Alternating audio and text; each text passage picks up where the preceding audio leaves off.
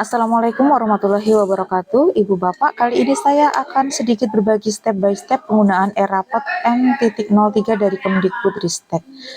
Sebagaimana kita ketahui, pada tahun pelajaran sebelumnya kita menggunakan e-rapot kurikulum Merdeka versi M.01 yang terpisah dengan e-rapot kurikulum 2013. Bagi sekolah yang menggunakan dua kurikulum menjadi sedikit repot dengan adanya dua aplikasi ini. Nah, pada e-rapot M.03 ini terdapat dua kurikulum di dalamnya sehingga memudahkan penggunanya. Bapak Ibu tinggal ketik link tersebut untuk mendownload panduan maupun installernya, sehingga akan muncul tampilan seperti ini. Ibu Bapak, sebelum kita install aplikasi e-rapot M.03 ini, silahkan uninstall terlebih dahulu rapot kurikulum Merdeka sebelumnya. Tentunya setelah Bapak Ibu melakukan backup data terlebih dahulu dan menyimpannya di tempat lain. Untuk uninstallnya, Bapak Ibu bisa masuk ke kontrol panel, kemudian uninstall program. Jika e-rapot kurikulum 2013 dan e-rapot kurikulum Merdeka sebelumnya sudah di uninstall, kita kembali ke panduan e-rapot M.03. Silahkan download manual aplikasi sebagai administrator, sebagai guru, dan sebagai peserta didik. Kemudian kita bisa klik petunjuk update. Nah, di sini ada tahapan instalasi untuk penggunaan e-rapot versi M.03. Yang pertama, untuk updater, install aplikasi, restart komputer jika perlu, kemudian login sebagai admin, setting web series Dapodik, ambil data Dapodik, kemudian siapkan aplikasi sesuai dengan panduan. Untuk menjalankan step by step sebagai operator, silahkan buka panduan e-rapot yang tadi sudah kita download untuk administrator. Di sini ada alur kerjanya, kemudian cara login sebagai administrator, dan akan muncul halaman depan administrator seperti ini. Langkah pertama yang kita lakukan adalah setting web service Dapodik. Dengan menggunakan web service ini memudahkan kita ketika kita akan menarik data dari Dapodik. Pada aplikasi e-rapot sebelumnya, untuk menarik data dari Dapodik, jika ada penyesuaian data, maka Dapodik itu harus sinkron terlebih dahulu. Biasanya memakan waktu lebih lama. Sedangkan ketika kita hanya men-setting web service, maka ini akan mempercepat langkah kita sebagai administrator. Ada dua cara untuk setting web service-nya. Untuk sekolah kami menggunakan cara yang kedua.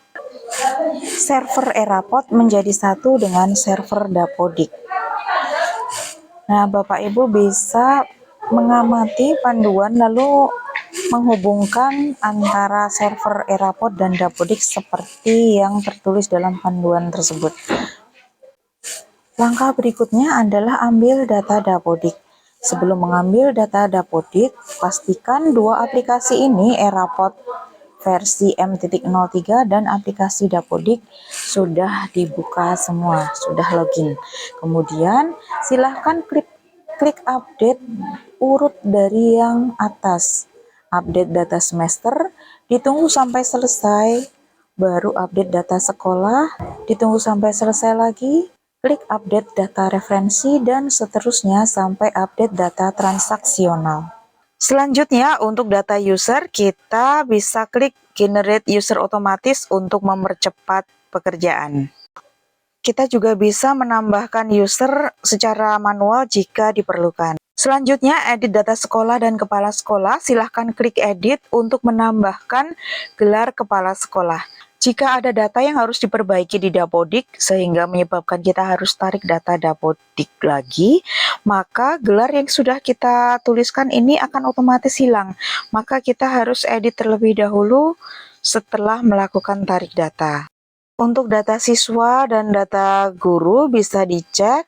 Misalkan ada siswa yang sudah keluar, kita bisa menghapusnya dengan menu yang ada di e-rapot. Sedangkan untuk data ekstrakurikuler, jika belum masuk di e-rapot, berarti di Dapodiknya ada langkah yang belum dikerjakan. Selanjutnya, kita kelola data guru yaitu dengan mengedit gelar guru secara manual. Untuk data mata pelajaran diisi dengan muatan sekolah jika ada. Selanjutnya, mapping mata pelajaran. Misalnya kelas 9 adalah kurikulum 2013, berarti klik kurikulum 2013, kemudian klik level 9, dan kita kelompokkan setiap mata pelajaran ke kelompok A dan B. Terakhir, kita tuliskan urutan mata pelajarannya. Misalnya, pendidikan agama nomor urut 1, PKN nomor urut 2, dan seterusnya. Demikian juga untuk kelas 7 dan kelas 8.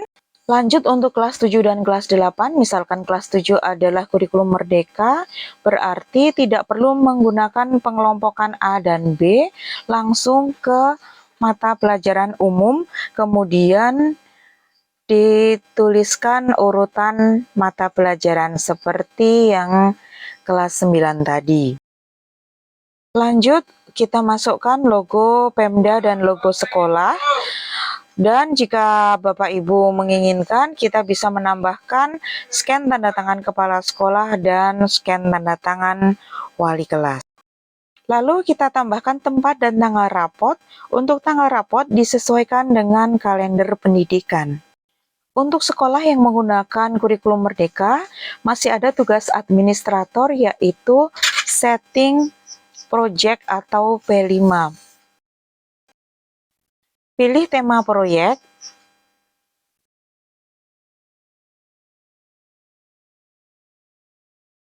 Klik fasenya yaitu fase D, lalu tambahkan proyek.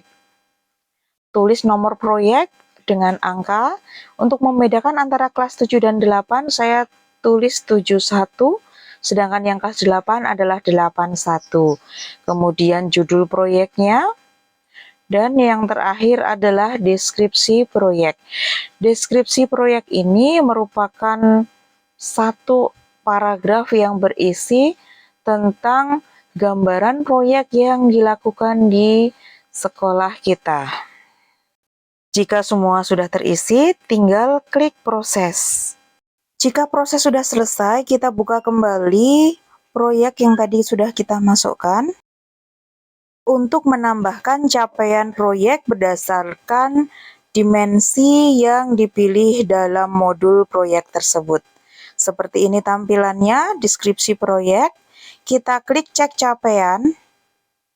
Nah, ini kami memilih 3 dimensi yang masing-masing ada satu sub elemen yang dipilih.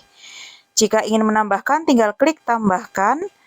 Lalu kita cari sub elemen mana yang akan dipilih, lalu klik tambah. Setelah itu proses. Bapak Ibu, ini adalah daftar kelompok P5. Untuk menambahkannya, tinggal klik tambah kelompok. Tulis nama kelompoknya. Kemudian pilih tingkat, pilih fase D, kemudian pilih koordinatornya, lalu proses. Berikutnya kita cari kelompok yang barusan kita input, tambahkan data proyek,